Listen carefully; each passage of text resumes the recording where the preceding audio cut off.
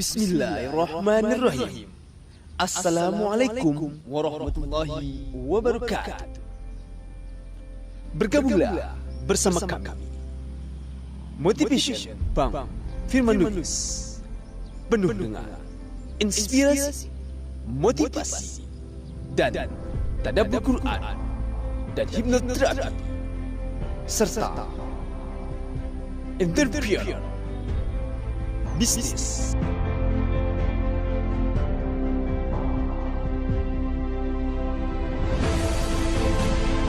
OSB Multilevel Ulfa Hijab. Dan jangan lupa saksikanlah channel Motivation Bang Firman Lubis. Selamat menyaksikan.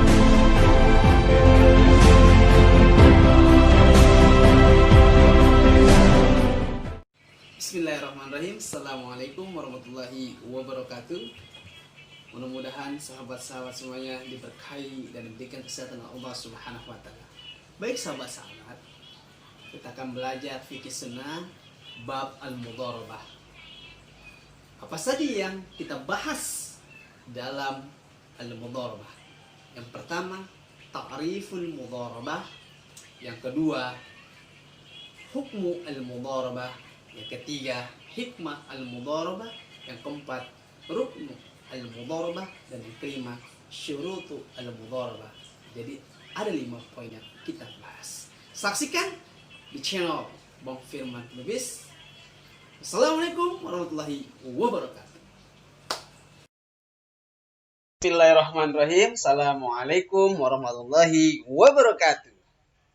Alhamdulillah wa syukurillah ala jami' ni'matillahi salatan wa salaman ala rasulillah. Baiklah santri-santriku yang luar biasa, alhamdulillah pada hari yang cerah ini dan hari yang berkah ini kita semuanya diberikan kesehatan oleh Allah Subhanahu wa taala. Baik al-ikhwan, madza darsunal ana? Darsunal ana fikih sunnah. Baik bilamsi nata'allam yani babul bai' wa kadzalika babul qab. Baik al-ikhwan, santri-santriku yang hebat dan luar biasa. Mudah-mudahan kita semuanya di hari yang berkah dan yang cerah ini diberikan rezeki yang berlipat ganda dan tetap semangat dan selalu semangat dan harus semangat semuanya. Siap? Oke, kalau sudah siap, insya Allah kita akan belajar tentang al-mudharabah. Apa itu al-mudharabah? Sebelumnya kita membaca al-basmalah. Bismillahirrahmanirrahim. Alhamdulillah, mudah-mudahan dengan kita membaca al-basmalah ilmu kita menjadi ilmu yang bermanfaat. Siap? Oke, kalau sudah siap belajar, rakizu afkarakum. Semuanya fokus semuanya. Yang belum mengambil buku silakan ambil bukunya, semuanya fokus ya. Jangan sampai ada yang lengah, apalagi masih sibuk dengan bermain-main yang tidak baik. Semuanya harus istiqomah dalam belajar. Walaupun kita jauh, jarak kita insyaallah hati kita semuanya dekat ya ikhwan. Taib, al-mudharabah. Apa itu al-mudharabah?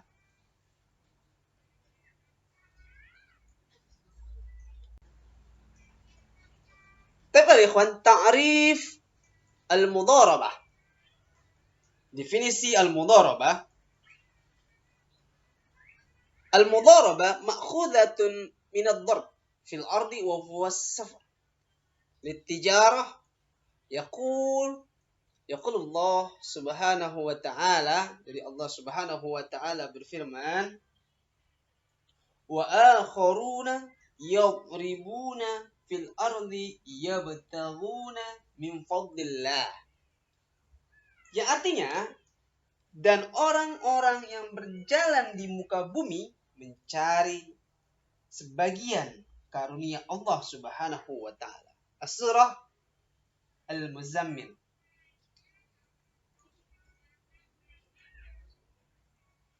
Ada juga yang mengatakan al-ikhwan, jadi al-mudharabah itu adalah bagi hasil.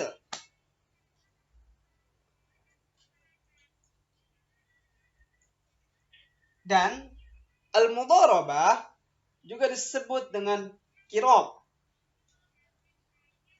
Yang mana kata qirab berasal dari kata al-qardu yang artinya al-qat'u, pemotongan. Karena orang yang memiliki harta memotong, mengambil sebagian dari hartanya untuk diperdagangkan dan mengambil sebagian dari keuntungannya. Jadi al-mudharabah ini adalah sistem bagi hasil. Baik santri-santriku semuanya yang luar biasa dan hebat, istilahan aqdu bainal tarfaini ala an yadfa'a ahaduhuma naqdan ila al-akhar yattajir fi ala an yakuna ar-ribh bainahuma hasbu ma yattafaqani alaih. Nah, ini dia. Jadi dia ini akadnya itu apa? Akad kedua belah pihak. Di situ ada yang namanya sahibul mal dan juga ada al-mudharib.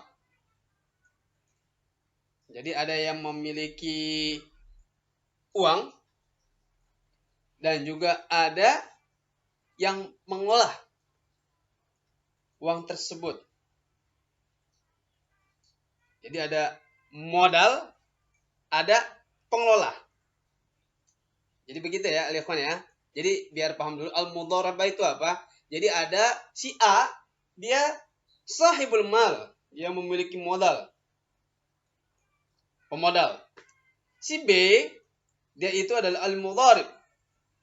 Al-mudharib ini biasa kita artikan adalah orang yang mempunyai skill untuk menjadi pengusaha.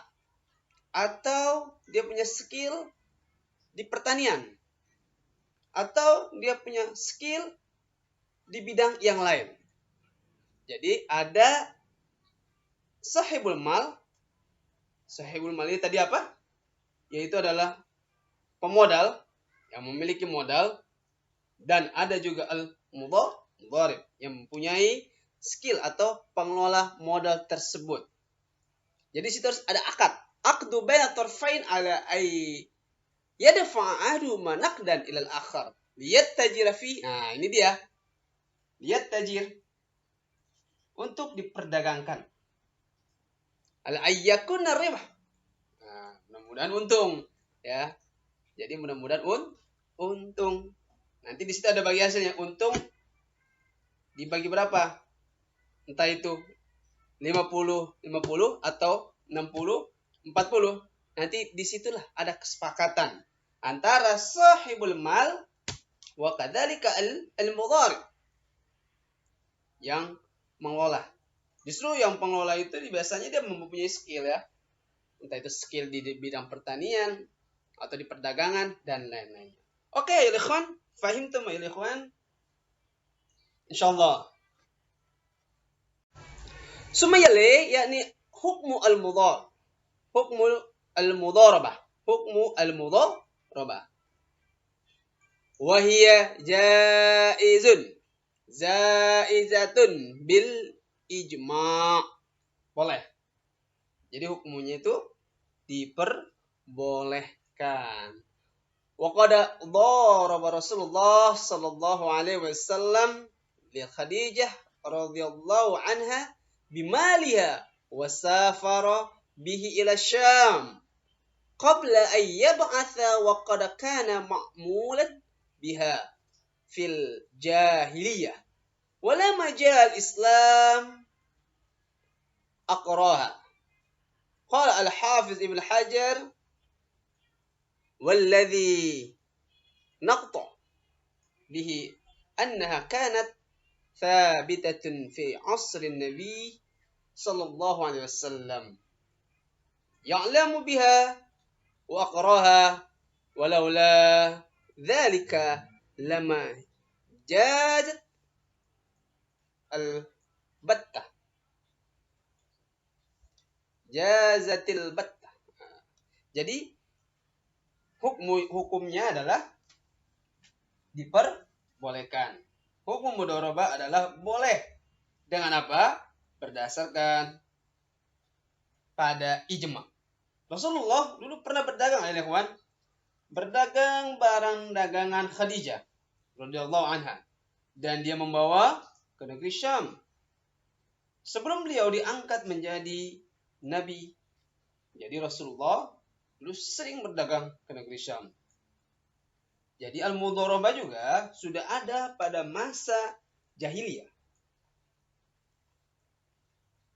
Dan ketika Islam datang, ia mengakuinya. Ibnu Hajar berkata, al-mudharabah sudah ada pada masa Rasulullah SAW. Beliau mengetahui dan mengakui seandainya tidak, tentunya praktek mudharabah tidak diperbolehkan. Jadi al-mudharabah itu hukumnya adalah jaizatun bil ijma. Ya. Jadi diperbolehkan berdasarkan pada ijma. Oke, sahabat-sahabat, mudah-mudahan paham semua ya. Jadi hukumnya boleh al-mudharabah hukumnya jaizatun bil ijma. Taib ayyuhal ikhwan, santri-santri yang luar biasa dan hebat semuanya. Lanjut, hikmatu al-mudharabah. Hikmahnya apa sih mudharabah itu?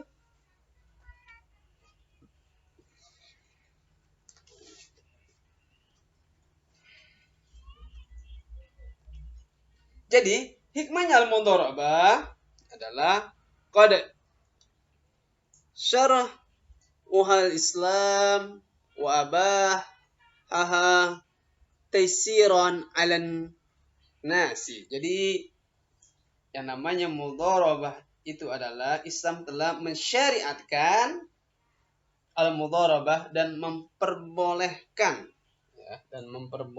yang namanya al-mudharabah. Demi apa? Demi memberikan kemudahan kepada manusia. Jadi mudharabah ini ya demi kemaslahatan juga. Demi memudahkan saudara kita dalam berdagang, dalam bertani. Mungkin dia tidak punya modal. Apalagi sekarang kita lagi di tengah-tengah COVID-19, Corona. Mungkin banyak saudara-saudara kita yang sudah putus asa. Al-fulus mafi. Tak ada fulus, pusing katanya. Jadi kalau ada yang namanya pemodal, dia memodalkan, nih duit 100 juta. Saya modalkan untuk pertanian. Nanti kalau ada hasil, kita bagi hasil. Jadi 100 juta tetap dibalikan 100 juta. Nanti kalau ada hasil, mereka berbagi hasil.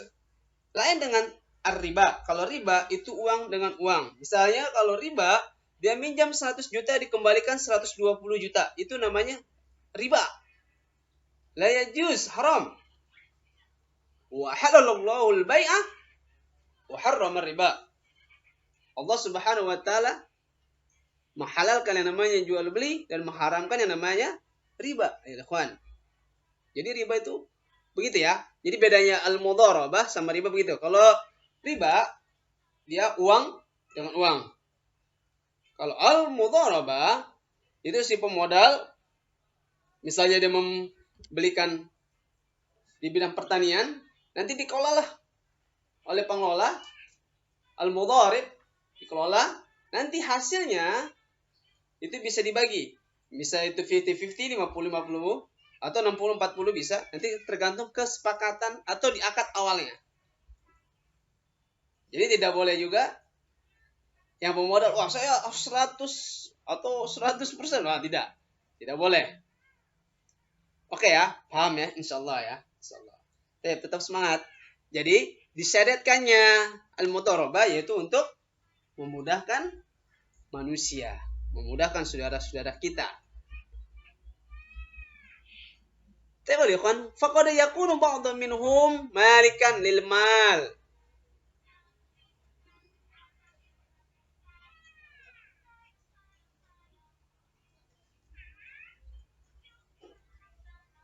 Terkadang sebagian dari mereka memiliki harta tetapi tidak mampu mengembangkan, dan sebagian lain tidak memiliki harta tetapi memiliki kemampuan untuk mengembangkan.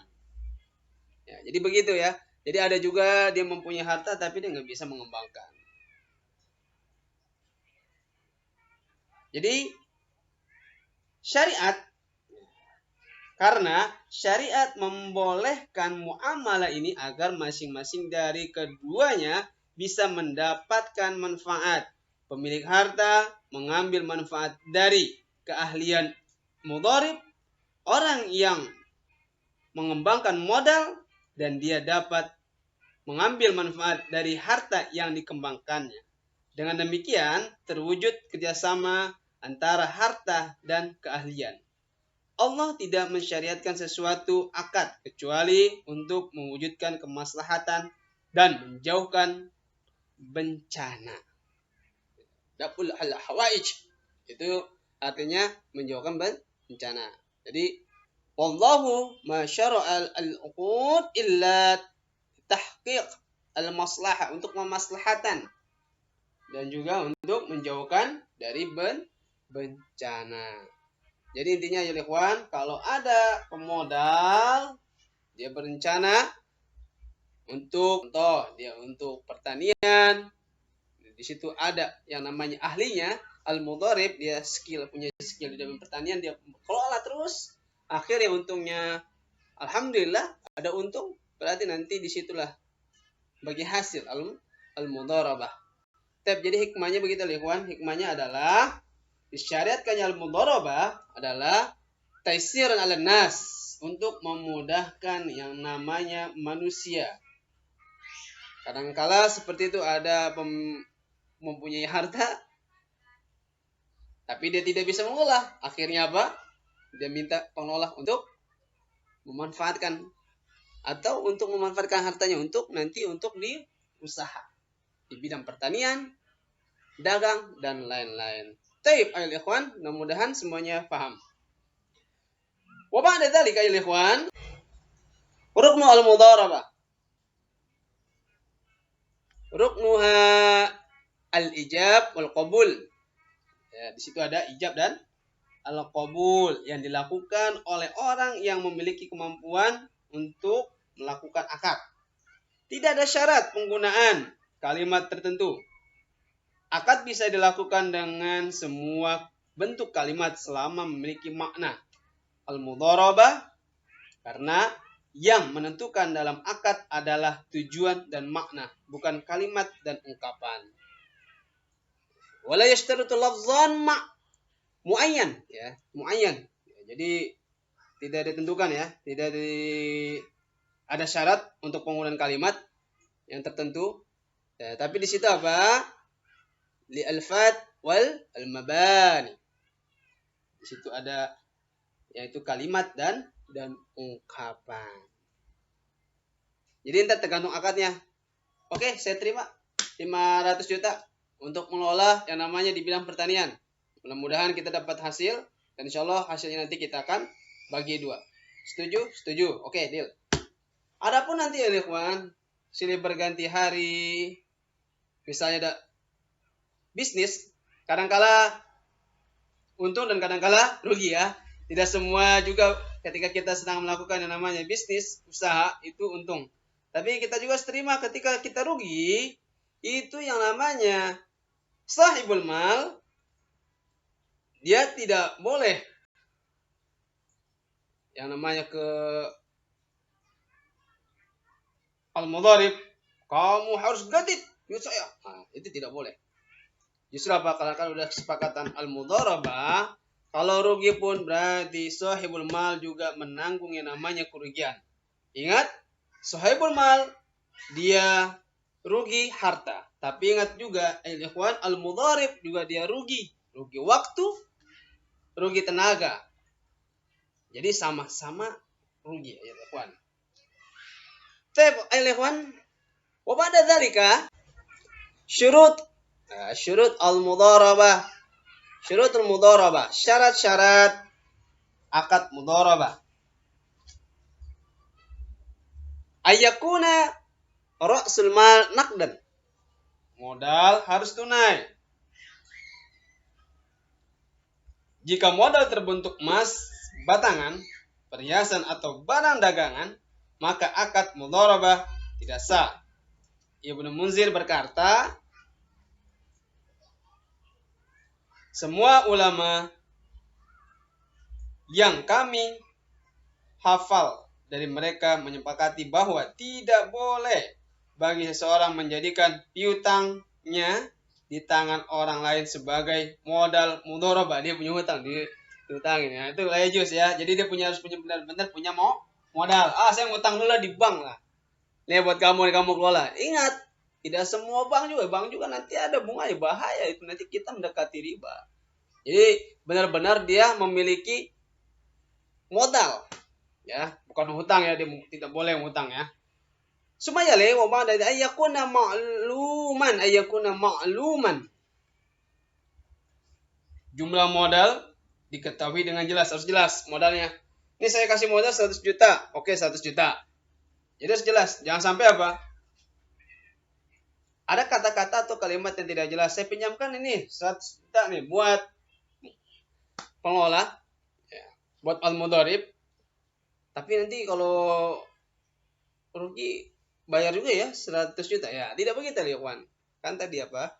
Untung sama-sama, rugi pun harus ya sama-sama. Terus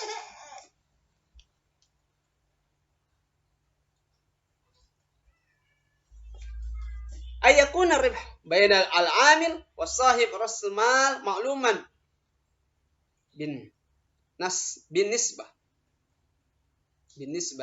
Ayo. Jadi pembagian keuntungan antara mudharib dan pemilik modal harus jelas presentasinya.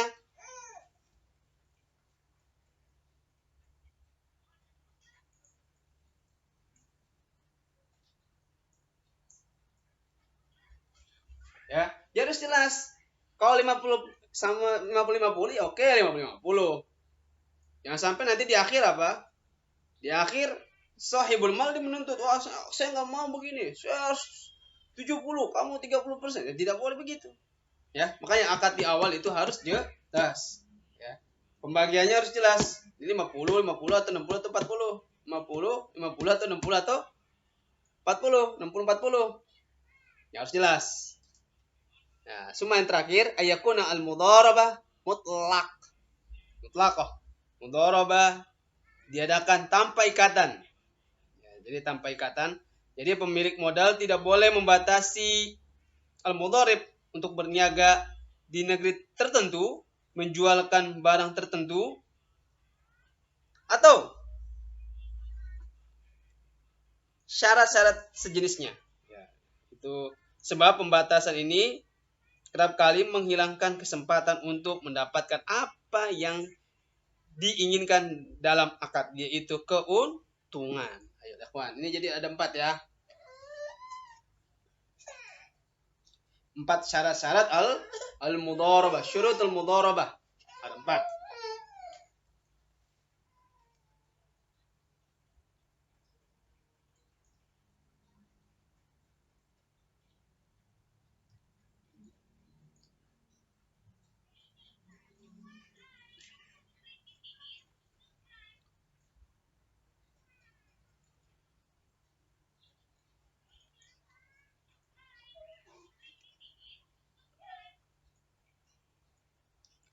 Baik, ikhwan.